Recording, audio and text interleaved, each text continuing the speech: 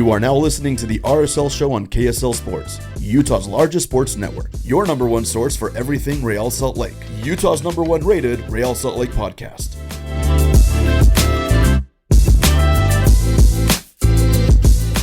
All right, welcome in. It's a brand new edition of the RSL Show on the KSL Sports Network. Alex Napoles here with you. Carson Lance is back. Carson, how you doing, man? I'm doing great, Alex. It's nice to be back after a little while away, but I'm happy to be back with you guys. Good, man. We missed you. I missed you guys more. Not really, but I think I did. I don't know if Josh did, but Josh, how you doing, man? TBD. I'm good. I got vacation brain, bro. I'm ready to go. There you go, man. There you go. Let's jump into it. I'm upset. I'm mad. I'm angry. There's a few words that can be used to describe the way that I'm feeling. And honestly, it's not because of the red card. It's why does Major League Soccer force us to play during an international break? Can anybody explain that to me? Because we're not on the European window, Alex. It's so dumb. It's so dumb. You had over 100 players missing this past weekend in Major League Soccer because Major League Soccer decided to play during an international window. It's not good for your brand to be missing all your players. No, and it's top players, right? We're not just talking about, I don't know, Christian Roldan missing for Seattle Sounders, right? Right. You're talking about Miguel Almiron for Atlanta. You're talking about who else? Who are all the Diego big Luna stars for Real Salt Lake. Diego Luna for Real Salt Lake, man. Dominic for Real Salt Lake. Messi if he was fit, right? Like, yeah. Well, actually, is it that hard to schedule games on a Wednesday that week? Miami didn't play. I do want to. Of course they didn't. I do want to throw that out there. Miami did not play this past weekend. The conspiracies continue, but of course they didn't. Why would they? You can't have your golden child missing half of its players. Oh no! And see, that's what makes me more upset. I get it. It's Inter Miami. It's messy. Whatever. I think people are tired of listening to us complain about Inter Miami. But if that doesn't show favoritism to a certain club, what will? What will? Exactly. What will? Yeah. I'm legitimately excited for Messi to be out of the league. You got Messi fatigue already, man? I had Messi fatigue like a week into him being here. No, that makes sense. I think a lot of people are tired of Messi and the biasness towards them. True bias. It's great for your marketing, I guess. Did you see they signed another international player? Yeah, man. Of course they did, because they have unlimited roster spots and no I don't know how they cap. keep doing it. Favoritism, dude. But in a more positive outlook of this, we mentioned Luna, we mentioned Mark Zook. Diego Luna absolutely balling out for the U.S. men's national team. One of the only ones, mind you. One of the only ones, yep. This past window. Did you hear what Landon Donovan had to say about him? I don't listen to Donovan. Was it on his podcast? Yeah, with Tim Howard. I haven't listened yet. He's basically just like Diego Luna, one of the MLS guys there with the Europe-based camp, like the A team, and was one of the only guys giving effort.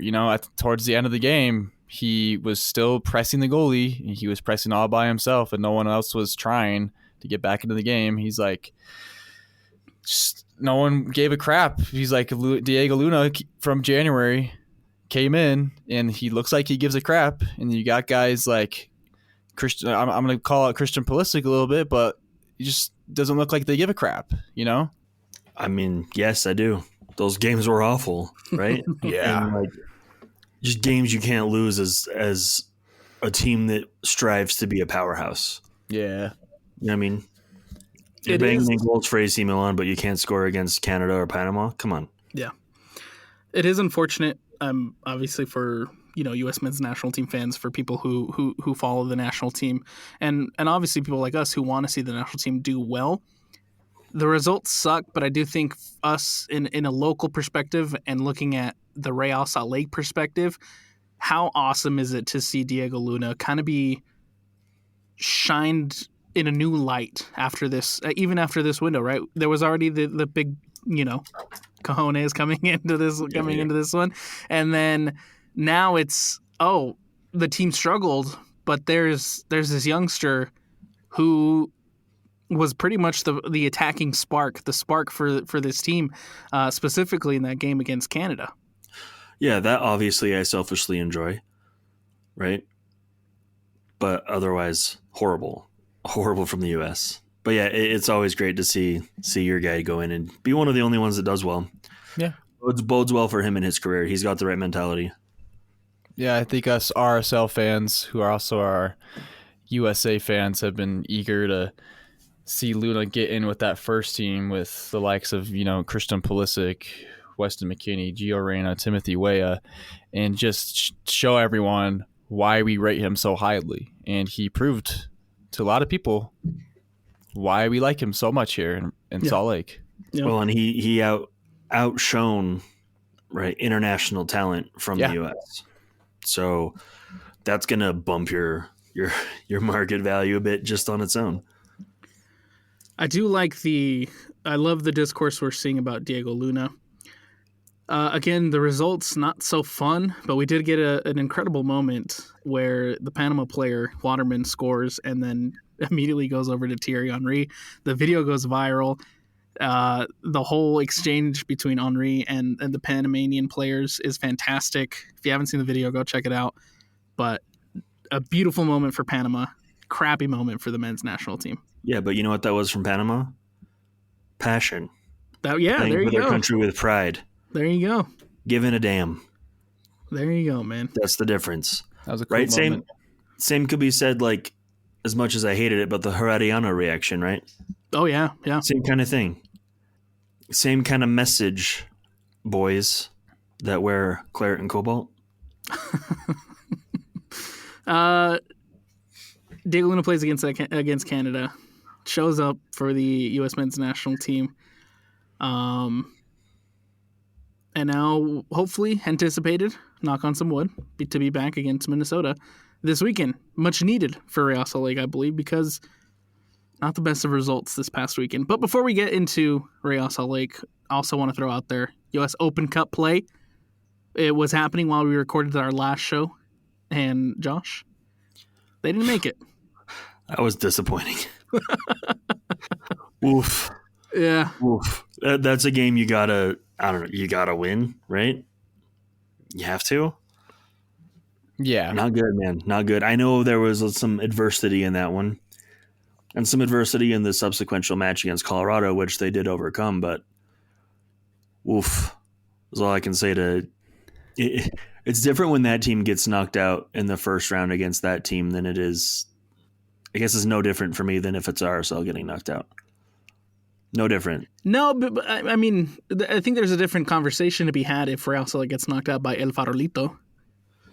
Yeah, but compared to the Monarchs. I'm putting the same standard on them though. Okay. Right? Yeah. All right. The level of player is entirely different, right? Between El Farolito and, if I'm even saying that right, Close and the enough. Monarchs. Close enough. Carson, you're a Monarchs guy. What did you see in that game, man? A whole lot of disappointment, like Josh said.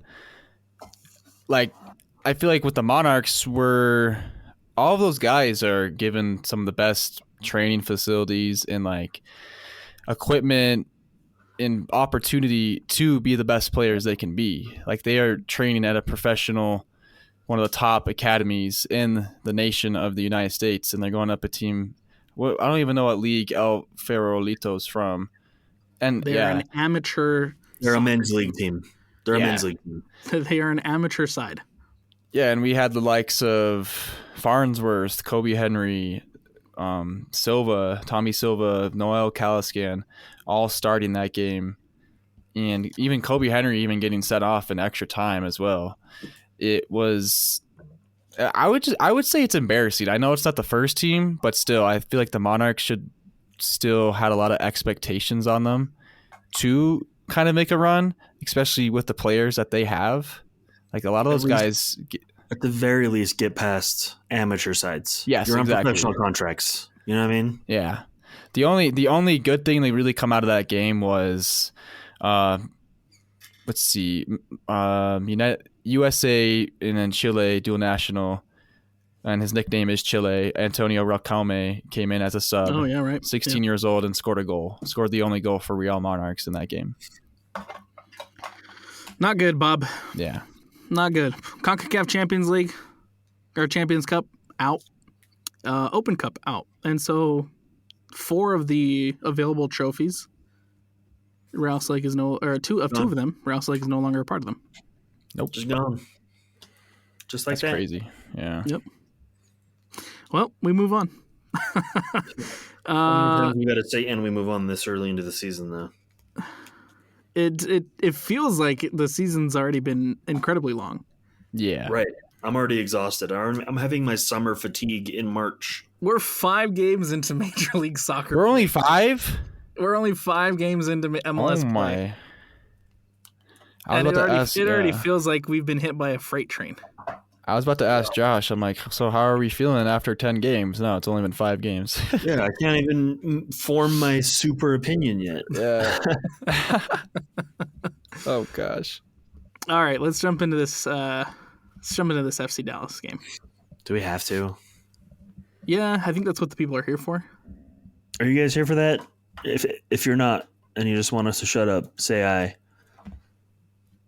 It's all quiet. Okay. Real Salt Lake taking on FC Dallas.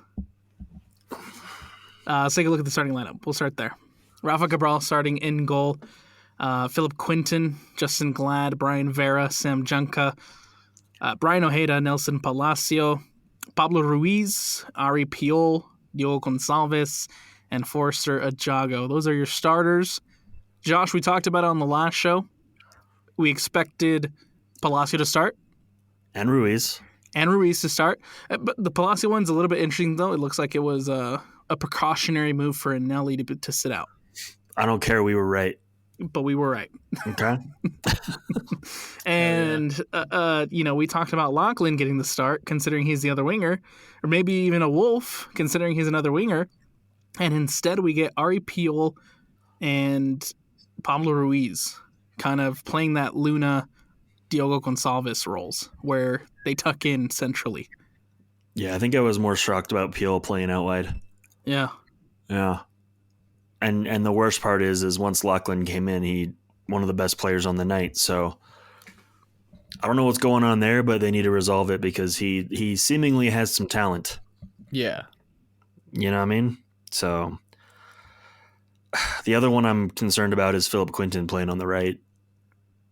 Yeah. It's a role that he did last season, and he did. It is, but what is that decently. signaling for Bodie, right? Bodie's being subbed in as Exactly. the right wing. Now he's being he's not getting a right back starting spot. Oh, and also, why are we not starting Catranis? There you go. Yes. What is going Come on on. with that? I want to know what's Come going on. on there. Clearly, we looked a better side down a man once Catranis came on. Clearly. Whatever, though. I'm not the coach. Sam Junca getting the start. Back-to-back starts, no less. Back to bull. Yeah. Yeah. Sorry, Alex. You have to beep that, but I'm not liking it at all. I mean, this is kind of a conversation we had last week, Josh. I don't see it from Junca. I think he brings, decent defending onto the field. I think he brings decent coverage. But He's not a left wing back bombing up and down the line, though. yeah, Yeah. It's not it. It's not it. Basically And had neither is Philip yeah. Quinton. Basically 2 center backs were playing outside back. yeah. What's going on there? Why do we have our center backs playing playing wing back, man? No idea. Wild. I hope the locker room is okay. I hope this isn't an unsettled locker room and Pablo trying to send a message because that's concerning. And that's immediately where my brain goes. So Yeah. like does Stranis want out? So they're not, playing him? Like what's going on? Yeah, it's hard to make assumptions whenever there's locker room stuff going on, but when you have a guy like Catranis who's miles better than Clearly. everyone at left back, whoever else is available at left back, like Sam Junqua. Like, no hate to Sam Junqua, but Katranis is better than him. And whenever Katranis is on the field, you can see that impact. We're dangerous. Yeah. Yeah. The difference from RSL's attack between the 23rd and 66th minute to the 66th minute where, Katranis was introduced, night and day, bro. Even down a man. Night and day. And same with Lachlan. Let's be completely honest here. Yeah. He had the most chances of any player in his limited minutes, right? He was going for goal from distance. He was making things happen. Like, what is going on here? That's so confusing, though, when you have a guy like Lachlan Brook, who's most likely not going to start when Diego Luna and Dominic Markchuk aren't available. Like when they're available, he's not going to start. But when they aren't there, He should be option one. Why is he not getting playing time? Especially after the preseason he had. Exactly. Yeah. Again, unsettled maybe. Some riff with the coach. Like, let's figure it out, because clearly we're not getting our best players on the field and they need to be. We mentioned it last week, Josh. It's time for Real Salt Lake to start figuring out who their best 11 is going to be, and I still feel, especially even this one, I get that there's two players out. Your two best players are out. But for me, it was clear who the best 11 was going to be, even without those two guys available. Yep. And we didn't see it on Saturday. And again with the back line. How many times are we going to reshuffle that back four? Yeah. It's not good. Yep. You can't build cohesion, right? Your goalkeeper can't get comfortable with a set of guys. It's concerning and frustrating. I know they've all had good moments, but there are still players that are clearly better than others. Brian Vera deserves to be starting at center back over Philip Quinton. Simple. And Give me a solid argument, anyone, as to why that is not the case. And Right. we'll get into Philip Quinton here momentarily. Remember when I said I was starting to like him? Yeah, do you take that back? I spoke too soon. Spoke too soon. There we go. Yeah. Red card. This is karma for us last week, not being super in agreement. Well, you know what? We were in agreement. We were like, we'd be pissed if, that were against us. So never mind. It's not karma for the Houston VAR decision. Right. Yeah. 20th, No, this is just a case of a piss poor referee. Yes. 20th minute. Brian Ojeda has the ball. He's running up the right channel. Gets a little tug, gets a little shove. The official blows his whistle to kill the play, to bring it back for a foul. While that's happening, the ball takes a ricochet. Piol tries to go in for it. Studs go into the ankle.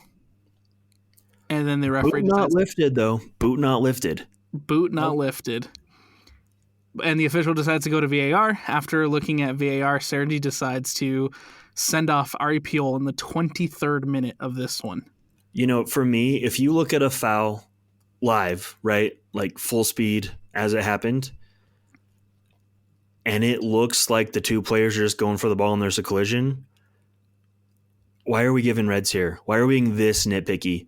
Sure, anything looks bad when you frame by frame it, right? This was not a red card. There's no intent. No intent.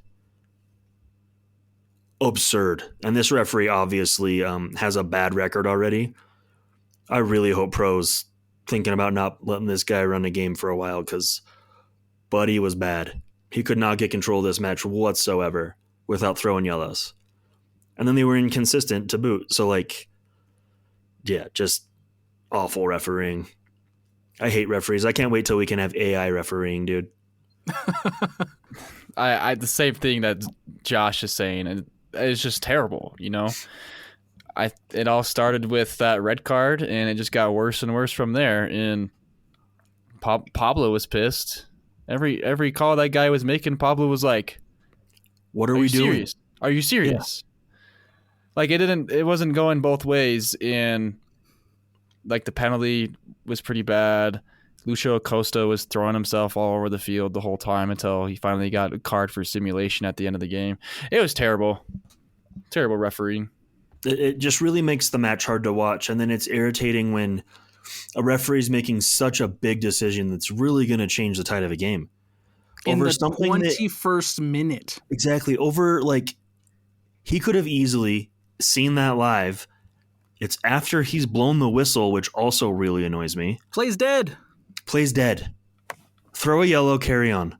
Right? If it wasn't that apparent to you in the moment that it wasn't like a red card worthy tackle, then it's probably a yellow.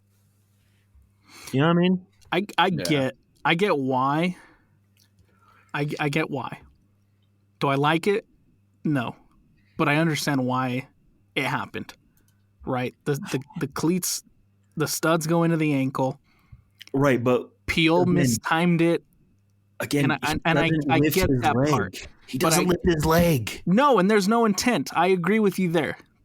There's studs on your foot. If 2 feet go for a ball, studs going to hit foot. I agree with you there. I agree with. I understand why, like, the letter of the law, but There you have you to go. look into so many other factors, intent, right? It just doesn't make sense to me. It doesn't make sense. I think Major League Soccer is one of the only leagues that I've seen this specific play called as a red card Yeah. because of the way the law is written in Major League Soccer. How many times do you see this red card be branded in this league compared to England, compared to Spain, compared to the other leagues out there? I don't necessarily see it too much in the other leagues. No. No. Yeah. And in my opinion, right, I don't think tackles should be reviewed for red cards unless you're reviewing it to overturn it. I really don't. Ooh, that's a hot take. Never have, right? If you missed it, you missed it. Unless it's for like a penalty or something, right? But I don't agree with this one because we talked about it. The play is dead. Yes. Right. Piol has no intent to cause any malicious harm. He didn't lunge. No, absolutely not. It was just a mistimed, I'm going to go a 50-50 ball. Just Right. mistimed it. Exactly. And that's where I'm annoyed. It's a 50-50 ball. Yeah. And honestly, it's astounding to me that this guy is already on track to be a worse referee than Alan Chapman. And he's like 40 games into his career, dude. Yeah. That's concerning. I hope someone eggs his house and he never comes back to Salt Lake City. Oh, jeez. Ari Piol sent off.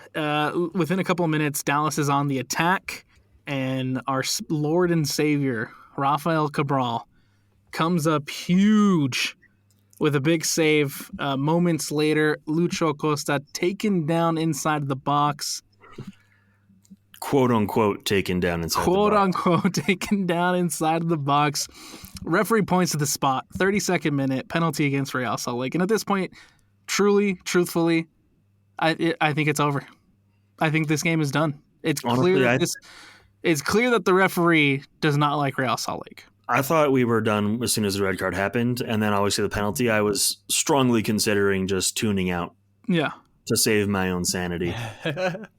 You're better than me because after that red card, I tuned out. I was like, all right, this is how this is going to be. I'm not going to pay attention. I think as Carson mentioned, right, Acosta was throwing himself at everything. Mm-hmm. I love him. Fantastic player. Phenomenal ball player. But he was a fish. Yeah, he was flopping all over the place against Real Salt Lake. It's just like Demir and Chicho did, right? Yes. You can't be too mad at it, but it is really annoying. It is very annoying. It's annoying when it happens to you.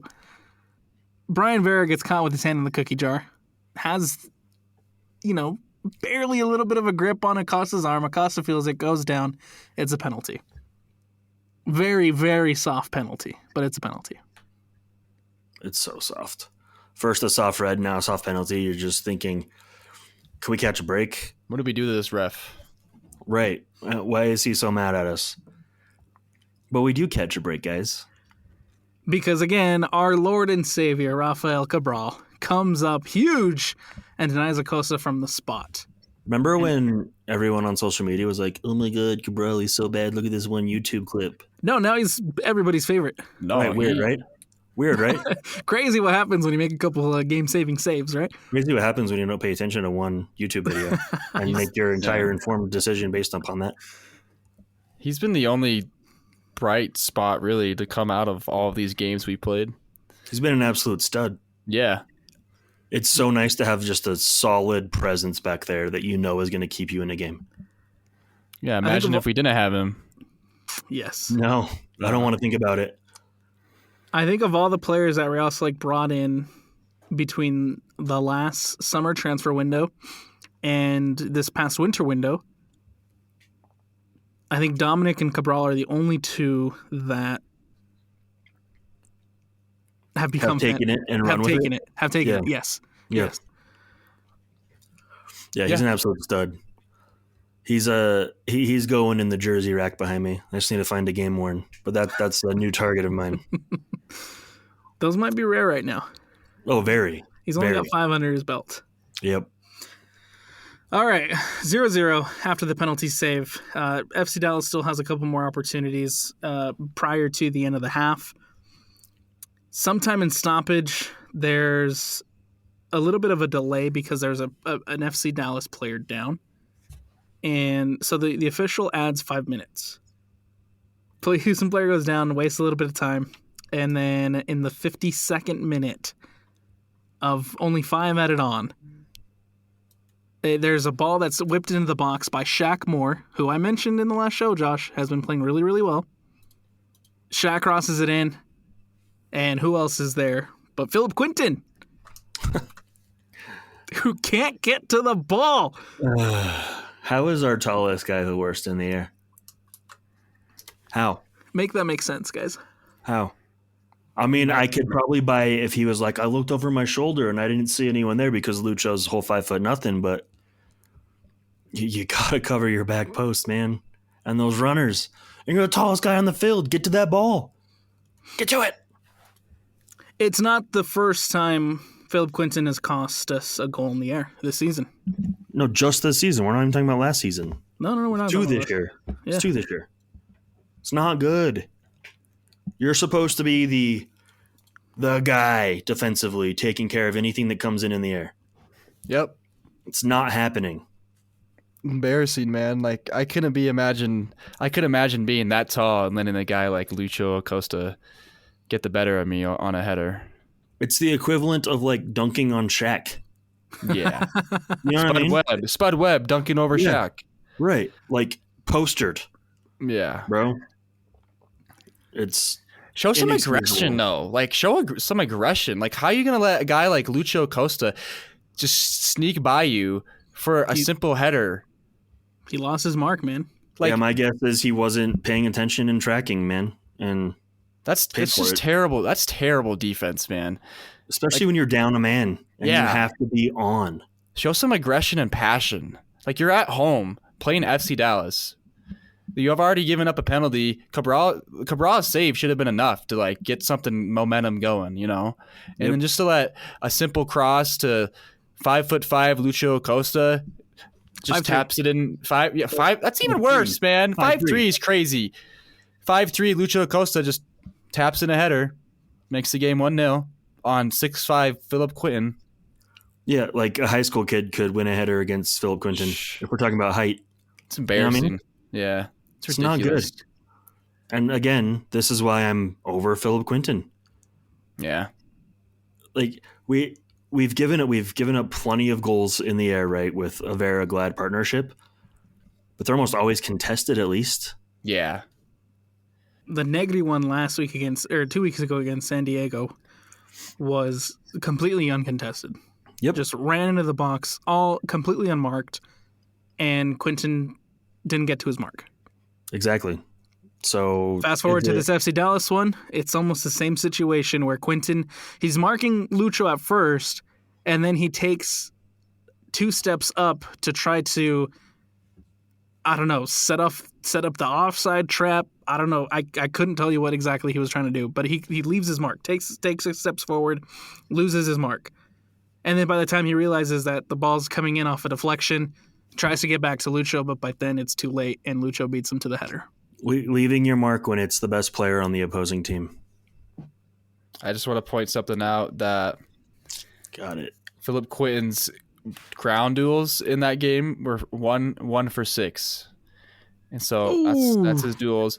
And then this is wrong. It says his aerial duels was 3-for-3, but they forget to add that he missed that header with Lucho Acosta. Even if it might not have been like playable, he still missed it and was not marking correctly. So I don't think that aerial duels is correct, but that ground duels is just enough to just be like question Philip Quinton's defending. Absolutely. Losing your mark, period, right? Imagine the social media as if that were Eric Holt. Oh yeah. If that were who else has been David there? Horst. That's so terrible. You know what I mean? Yeah, David Horst. Reagan Dunk. Yeah. Things would be on fire, right? Yeah. So, and keep in mind though, Bodie Hidalgo and Javian Brown were both on the bench for this game as well, and then neither of them got to come in. Yeah, it doesn't make sense to me. I absolutely feel like Philip Quinton is a Pablo guy. He's a favorite. Like Sam Junka? Yeah, and that's annoying. Which, I hate that biasness. Like, sure, you might like them. They might do the things in training, but, it all comes down to how are they playing in game. Philip Quinton's playing right back. Maybe he's doing good at right back in training, but we all could see, like, he only plays good at right back whenever it's against, like, not a very good team. He's not consistent there. He's good at he's okay at center back. Like, I'll give him that. He's a good depth piece. But, like, we have plenty of guys at right back who can step up and play there. But they're natural right backs. But they're not playing. No. Listen, just like when, Pablo's first year and a half, when maybe 2 years, when everyone was really irritated with his starting 11 picks and substitution patterns, I feel like we're kind of reverting to that. And those choices are going to lead to people calling for his job. Because they're not paying off. You can be bold and it can pay off, but it's not paying off right now. And you're leaving fan favorites out that are performing. It doesn't quite make sense. So let me ask you this. Right now that we're on the coaching conversation and the substitution conversation, you get a red card in the 23rd minute, right? You have a player sent off. Piol's playing the attack at this point, right? When do you make those tactical adjustments? When do you make the changes, right? Because Pablo Mastroeni didn't make any changes until the start of the second half when Tyler Wolff came on. Is that the right move? For me, I think you need to immediately adjust. I really do. Because then you're just kind of playing on a prayer. Yeah. I mean, there is a slight adjustment where Ajago, kind of drops back, and now you're playing a line of three with no true number 9. Yeah, but I think still, you still need to solidify certain spots, right? Yeah. No adjustments made until the 46th or until the start of the second half when Tyler Wolff comes in, and then from there, still I would probably say that FC Dallas is on the front foot. They have a couple of good opportunities that Cabral comes up and deals with well. Then in the 66th minute, you get your two substitutions that completely change the dynamic of your attack, and that's Alex Catranis coming in for Sam Junka, and that's Lachlan Brook coming in for Nelson Palacio. Mm-hmm. Way too late. I mean, you're giving him 20 minutes to make an impact. You're already losing. What does it hurt to go for it? Right? Hey, let's put Tyler Your goal Wolff differential is in. already destroyed. What's a few more? It's the equivalent for me of like pulling the goalie in hockey. You just got to go for it, man. You're at home. Yeah. Lachlan and Catranis should have came in at halftime, or one of them should have at least came in after that red card happened. Right. And like at least minimum for me 60th minute for those changes. 68th is a little too late. Yeah. I do find it interesting that probably the best chance and the best opportunity that Rouse Lake had this entire match was that shot from Lachlan Brook. The one that he shot it from outside of the box, just barely goes over the bar. Yeah, it was a beauty. But in the end, it's not enough for Real Salt Lake. They have to hold on a little bit defensively because FC Dallas is still attacking. Obviously, up a man, they have that advantage. Right. But in turn, Real Salt Lake had a couple of chances, just didn't really make much of them.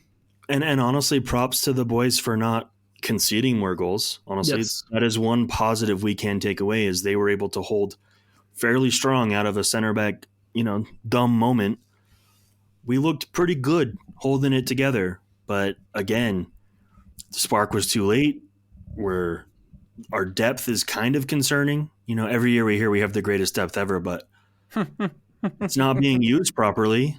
So, I mean, I'm questioning everything now, right? So, Yeah, if we supposedly have this great depth, but all of a sudden Luna and Markchuk are out, and you're not playing the guys that are supposed to cover their positions. yeah, where's Lachlan? Hello.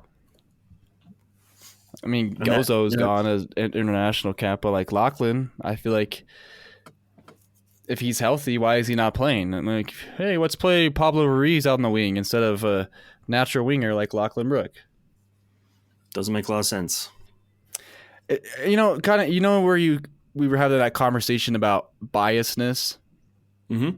It seems like Pablo is giving minutes to guys that he may have a little bit bias to, has a little favoritism to, over these guys that we all, some of us feel like they should be playing, but you got a guy like I have nothing against Pablo Ruiz, but he's not a winger. And then Nelson Palacio, yeah, he's fine because Emeka picked up a knock. Sam Junka, why is Sam Junka starting over? Fan favorite and probably one of the best top 3 best players in the club. Katranis, it's confusing. Why in the last 2 matches prior to this did we see Bodie Hidalgo coming in at right wing? Yeah, you know what I mean. When the last 2 years he's playing outside back. Obviously, Lachlan pissed Pablo off, but at a certain point, you trying to teach a player a lesson is hurting your club. Mm-hmm. Because if you're the head coach and you're losing points and not winning matches, all because you're not wanting to play a certain player, because we're not saying like Lachlan Brooks this game-changing type of player, but he can be. Right. We don't know if he is yet because he's not getting opportunity. FC Dallas was his MLS debut. No. That's what they said on the broadcast. I didn't believe it either, but I had to say it to see your reaction. No. I don't think so. But yeah, that kind of does put it in perspective though, that like he's had very little time playing since he's got here. Did they really say that on the broadcast? Wow, he's only played 3 times. He's only played 3 times this year. He's only played 1 MLS game this year. What about last year though? 7. Okay, maybe they meant for this year. It's his debut for the year. All right, there we go. That makes more sense. Okay, that makes me feel. I was like, I remember him playing last year, but that makes me feel better. Look, I do find it concerning and a little bit disappointing that Real Salt Lake barely even tested a MLS Next Pro goalkeeper making his MLS debut. Who's going to test him, Alex? Especially when you're down a man. Who's going to test him? That's my point. It's concerning. Martin Paz is a very good goalkeeper. I don't like going up against him because he's incredibly solid. When he's not in goal, when he's not there for FC Dallas, you should be taking advantage of that opportunity. And Real Salt Lake barely even tested this new guy. I don't even remember his name. We do. I do believe we have a curse against backup goalkeepers at American First Field Dome. We've had this conversation. Right? So even if we would have tested him, he probably would have stood on his head. But it would have been way more entertaining. No Anderson Julio, by the way. Didn't travel. Unfortunate. Yeah, working on a green card. Yeah, that made me sad. As soon as I read it, I was very disappointed because I kind of wanted to give him a chance to be honored, give him a chance to be evaded by the fans, and he's going to miss that out. A chance to light us up because that would have been a great game. Yeah, I would have loved that. Honestly, if we would have lost 1-0 thanks to an Anderson Julio goal, I wouldn't even be mad. Nope. Wouldn't even be mad. I'd be mad that we got rid of him for a player that decided not to play with us. Still am. Still am. Yeah, there you go. I know I went on this whole monologue about why we shouldn't be that upset about our striker depth, but it's fading a little bit as we get closer to, not being able to get anyone again until summer. Transfer window is ticking away, boys. I I'm have something getting else worried. to add about that Lachlan Brook conversation. So going back to, let's see, I think it's September 28th of 2024, Lachlan Brook got 12 minutes versus Austin FC, and he's been available for 12 games since then, and he's only gotten 164 minutes. I'm sorry, really repeat pissed off that? Pablo. Hold up. I'm sorry. Repeat that one more time for the listeners. So since the game versus Austin FC last year, September 28th, Lachlan Brook got 12 minutes in that game. Right. And he's been available, I think, in 12 games since then, and he's only picked up 164 minutes. It's not good. Yeah. Little concerning, especially because he had a really good preseason. And I feel like with the games we watched, we were all like, oh, yeah, Lachlan looks like he's due for a good season. And now it's like, all right, when's he going to get minutes? Luna and Markchik are gone. And I just want to know what's going I just want to know what's going on, man. I want to know what's going on the training ground exactly that's allowing Sam Junka and I guess in this case Bodie Hidalgo playing right back and not giving Lachlan this opportunity to step up and fill in a hole where there's clearly going to be holes this game because your two best players are out. Okay, but that's confusing as well. Is we've seen Bodie Hidalgo being trained and developed as a right back the 2-3 seasons, and all of a sudden we're like, yeah, you know what, you're back to your natural position. You grew up playing winger. I'm like, okay, so what is the plan for one of our up and coming young players? Yeah, we can't even keep him in a consistent position. Well, and it's setting him back. Yeah, me and Josh were talking about this last week. You missed this conversation, Carson, but Bodie Hidalgo has not been good this year. Sucks to see, man. Yeah. Hey, do you remember a couple episodes ago in the preseason-ish when we said that Kobe Henry was going to be playing striker? Yeah. Jokingly. We jokingly said Kobe Henry was going to play striker. Highlight of the game for me. Highlight of the game. 81st minute. Kobe Henry checks in as your striker. That's how down bad Real Salt Lake is right now to find depth at that position. Okay, hear me out. Red card aside, what was the plan for that substitution at the beginning of the game? Because you have Ari Piol playing on the right and Forrester playing up top. What was the plan? It seems extremely stupid to me. What are we doing? You have two guys for one position and you're starting them both? Yeah. What are we doing? That's ridiculous.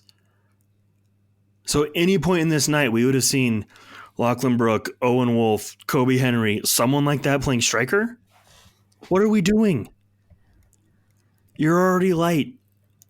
Why are we two guys on the same field at the same time? Risking suspension through red card, risking injury. Here we are. We're suddenly back down to one striker. And you have no one to come off the bench. It's like why Piol and Forrester should be competing for that striker spot at striker. Why is I can understand from a head coach point, but it feels like Pablo's having a hard time choosing which one he wants to start, and he's like, let's just go ahead and start both of them. Might as well. They're both training good. Let's start them both. I'm like, but that's not Piol's natural position. If you have guys available who are natural there, let them play. It just... And protect yourself from a situation we're now in, and we're in on Saturday. Now, we're down to one striker again, like you just said. And you literally have no one to come off the bench. So what do we got? A center back. Your fourth choice center back. Props to Kobe Henry, though, man. No, props. I love it for him, but that's the state of the club right now. Yeah, it's a little. It's very concerning. Very concerning. Carson, give us your final thoughts, your final takes, your bottom line from this game against FC Dallas. Hold on. Nope. We got more. Correct me if I'm wrong. I more. think it's been years. But if I remember correctly, there was a game that Lalo Fernandez played at striker. Oh, dude, I couldn't even tell you. I'm pretty sure that happened. Our third string goalkeeper played a few minutes at striker. I could be totally misremembering this, but that may have happened once. I'll dig in. I'll dig in. Yeah. And I'll see if I can. If anyone remembers that, please validate my memory. But I'll look anyway, into it. sorry. Carson, your bottom line, your final take from this FC Dallas game. My final take from this game is we got to give Cabral some help. I mean, he's been looking very good and making some great saves, but he needs some help like as soon as possible, because this is going to be a long season. If it's just when maybe when Zach McMath comes out, he starting again, and No way. There's no way. I don't think he's gonna. I think Cabral has locked it down, but he can only take so many of these games where he's just taking shot after shot after shot or shot. Like, we need just some help on defense. I don't know what's going on. We know how we can defend, we know how, like, when we got Emeka in the midfield and Ojeda, like, they will control that midfield, but we got to protect our goalkeepers, man. As far as like getting Cabral some help, I don't think that's bringing someone in. No, I think that's starting your best players on defense consistently. Yep. That's an easy fix, in my opinion. And you're correct. We absolutely need to do that. And who is that? Catranis, Vera, Glad, and Brown or Hidalgo. Yeah. I don't care. A right back. An actual right back. I fully agree with you, Carson, but like, it's definitely, for me, not we need to bring a new player in. Yeah, no. I'm not saying bring in a new player, but it's like we need our defense to step up. It's just like it looks very lackluster in the back line lately, and I can keep going on and on about these guys playing out of position, and when we have guys who are healthy who can play in that position, but we need to protect Cabral. Right, but I mean, even like in defense of the guys on defense, they can't get into a rhythm either. Nope. You know what I mean? Yeah. So we're self-sabotaging five games into the season. Where's that coming from, though? Like, why can't they get into the game? Pablo Mastroeni. Yeah. Ooh. Okay. Josh, your bottom line. Playing your only two strikers in the same game is absolutely unexcusable. This referee should never referee another game. And right now, I'm not loving Real. So, like, all that happy stuff I said a few weeks ago, I'm really kind of feeling like I want to backtrack. Crash out alert is kind of back on, and I can't wait to leave the country and go watch another really bad soccer team in Manchester United disappoint me as well. I love it. I absolutely love it, man. Look, I hate the results. I do think there's a lot of positives that Real Salt can take away from this. I think For sure. I think not getting absolutely plummeted after you're down a man is a very good positive sign. I think it stings a little bit that the fact that you lost this game off of one mistake.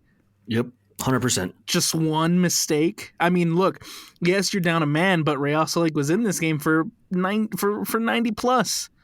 One mistake. And it just came down to the one lapse of just bad defensive marking from a guy who's supposed to be better in the air. And that's what it came down to. It's not even the red card that it came down to. Not even, I mean, obviously there's a big penalty save. That's a huge play. But ultimately the game comes down to your bad marking in an aerial, in a ball that takes a deflection and just lands at the head of Lucho Acosta. And that's the difference in this one. It really angers me, Alex. Oh, all right. We let it out. I feel better. Sure. We let it out. Feel good. We let it Feels out. good to be back. And now we move on. Let's focus on Minnesota. Minnesota United and Real Salt going head to head on Saturday. That kickoff's at 6:30. Minnesota, it's a confusing team. I still don't know how to feel about them. They have a lot of really good goal scorers, but so far it seems like they've been a little bit leaky in the back line. right? You start off the season with a 1-0 loss to LAFC. You bounce back with a 1-0 win over Montreal, who's a very bad Montreal. You beat San Jose 1-0, but then you go 3-3 to Sporting Kansas City. You're up 3-0 on Sporting Kansas City, mind you, and you allow them to come back into that game. And then you welcome in the LA Galaxy. You go up late in the game thanks to a penalty. You're up 2-1, and then you can't hold on to the lead. 90th minute, they level it. Good scoring team. I think a very poor defending team at the moment for this Minnesota side. Well, then they should be licking their lips to play RSL, because if you're playing poor defensively, you're fine. You're not wrong. It's never fun playing Minnesota, so let's see how this goes. When's the last time RSL beat Minnesota? It's been a while. The last time Real Salt Lake beat Minnesota was that teddy bear, the first ever teddy bear toss game in 2022. It was August 31st. It was a midweek game. 3-0 win for Real Salt Lake, thanks to goals from Sergio Cordova, Jefferson Savarino, and Anderson Julio. It's been a while. Since then, 1, 2, 3, 4, 5, 6 straight draws against Minnesota, including, of course, the elimination in Major League Soccer playoffs last season. Yeah, I have no expectation for this game. None at all. I know that's horrible of me to say, but this team doesn't deserve expectations yet. Are we concerned yet? 2 wins? Yeah, absolutely concerned. 2 wins through 5 games, no draws yet. 3 losses, back-to-back losses at home. First time in how long? Long time. I don't remember the exact number, but it's been a long time. Yeah. It's not good enough, man. It's not good enough. Does Russell get it right in Minnesota? I want to say I have faith they do, but that would be a lie. Be an absolute lie. To be fair, Josh, I'm not feeling too confident about Minnesota either. Oh, you're usually like Mr. Confidence, bro. I try to be. either. I try to be a little bit more upbeat, try to be a little bit more positive, but I mean, we're down to, again, 1 striker. I think it's going to be really, really positive to get Luna and Mark Zook back. Yeah. But you can't just rely on those two for everything. Yes. Striker still needs to finish the ball. Because still needs someone to come in and relieve him. Well, I mean, and in all reality, Diego Luna and Dominic won't be here long term. No, right? So also look at that. These are 2 guys that are carrying you now, but come summer, who knows? Yeah. Come summer, who knows? Yep. And I don't like relying on just 2 guys. No, it's not good. I don't like that at all. Nope. Because then you end up in a situation like you were last season where the one guy you relied on stopped scoring, and then look what happens. Let's take a look around the rest of Major League Soccer before we wrap this one up. FC Cincinnati with a 2-2 draw against Atlanta United. Like we were mentioning, Minnesota with a 2-2 draw against LA Galaxy. Charlotte with a 4-1 win over San Jose. Nice to have San Jose have a little comeback down to earth moment. Yeah, Chicho won me some money, though. So Columbus with a 0-0 draw against NYCFC. New York Red Bulls with a 2-1 win over Toronto. Orlando 4-1 over DC United. Philadelphia with a 1-0 win over St. Louis. I believe that's the first goal conceded this season by St. Louis. Props to them. Props to Philadelphia, I guess. they're the never mind. I was trying to. When the Rapids won MLS Cup, dude, they're the dullest team to watch because they just were so defensive, and that's what St. Louis is kind of reminding me of right now. True. Oh, yeah. no. Nashville with a 3-0 win over Montreal. That costs Courtois' job. 5 games into the year, and Montreal make a coaching change. LAFC with a 2-0 win over Sporting Kansas City. That's another team who needs a coaching change. Portland with a 3-0 win over Colorado. FC Dallas with a 1-0 win over Real Salt Lake. 0-0 draw between Seattle Sounders and Houston Dynamos. Yeah, Seattle, man. Just doing Seattle things, bro. I don't know how to feel about them either. Chicago with a 3-1 win over Vancouver. Vancouver's first loss of the season, by the way. Good. And Austin FC with a 2-1 win over San Diego, their first loss of the season. I like seeing some teams lose that needed to lose. That feels good. Like San Diego? Yes. Not Vancouver. I wish.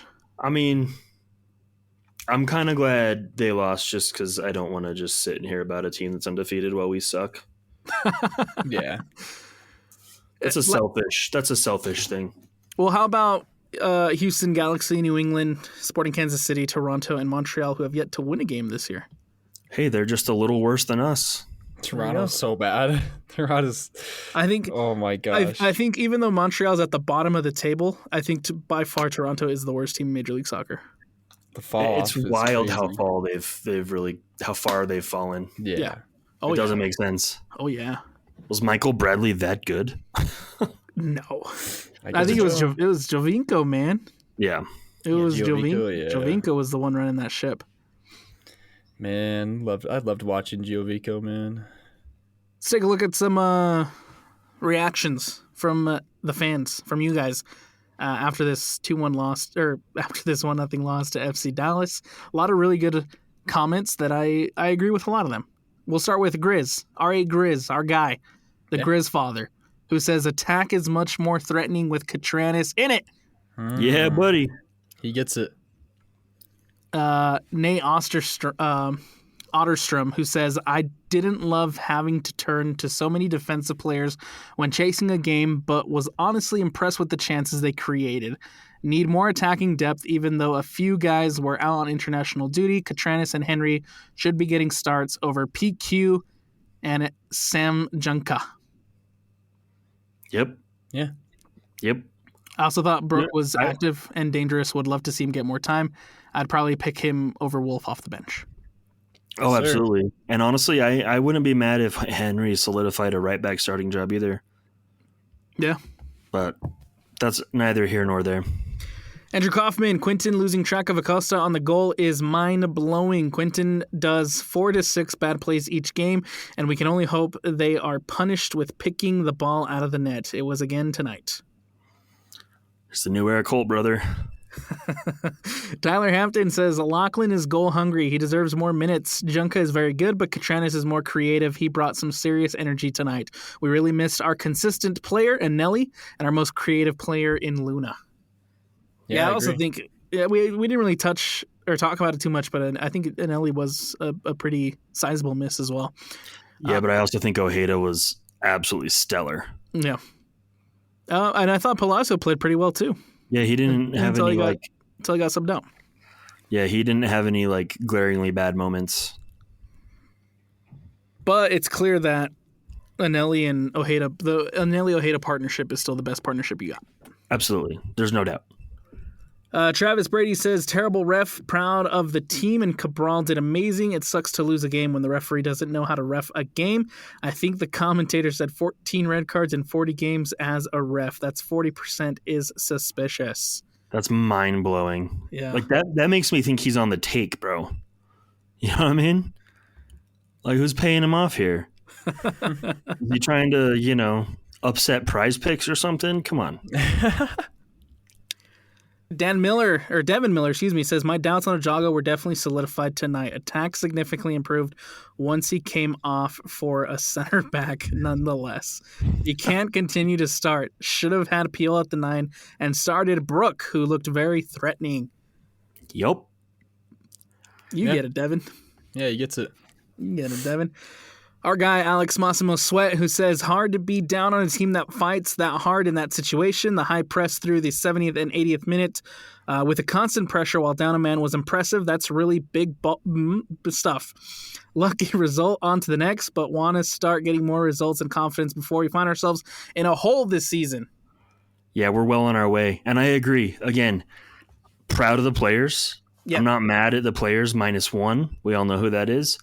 And I'm fairly annoyed at the coaching staff. So that's my take. I would agree. They fought, and I appreciated that. Yeah. Alexander Colton says the stats prove they fought hard. 61% possession is crazy being a man down. Our game also improved dramatically. Once Catranis and Brook came in, Cabral is king. Yes. Yeah. King Cabral. Jared Lydiard says that ref ... my word. Yeah. We're all saying that. Look, you guys know me. I never want to blame the ref because I always think that there's chances for you to dictate the game the way that you want it to be dictated. Right? We had this discussion before when a call doesn't go Real Salt Lake's way. There's other opportunities for you to make up for it, right? I never want to put it on the officials' shoulders. But I think in this one, Real Salt Lake got screwed. Yeah, Yes. absolutely. Yeah. Anything else you guys want to add before we wrap this one up? No, I'm tired of yelling. Did you get it out though? Are you feeling a little bit better now? No, I almost feel worse. Oh well. Carson? Oddly enough. No, I feel good. It was nice to talk RSL after a good time away. So I feel good though. Well, not really. I feel good, but I don't feel good about RSL. So What stadiums were you able to go to while you were there? I visited. It was like EPET Arena, which was the Sparta Prague stadium, and then I visited the Olympia Stadion, which is Hertha Berlin's home stadium. Oh, Very nice. cool. Nice. Very, very beautiful stadium. It has like a Coliseum type look to it. And The Olympia Stadion? yeah, it was meant to, when it was built in like 1936, it was meant to have that type of like Rome type of aesthetic. And so when they built that, they tried to make it look as much as like the Coliseum as they could. That's pretty cool. That's the German national team stadium too. Yeah, and they do like the DFB Pokal final there every year as well. Yeah, man. Germany's Wembley. Yeah, there you go. That's a good way to put it. Yep. All right, guys. That's going to do it for us here on the RSL Show on the KSL Sports Network. Don't forget to go follow. Don't forget to go like. Don't forget to go subscribe. Don't forget to go do what you have to do to follow the RSL Show for the best RSL content. We'll talk to you guys next week following this Minnesota game.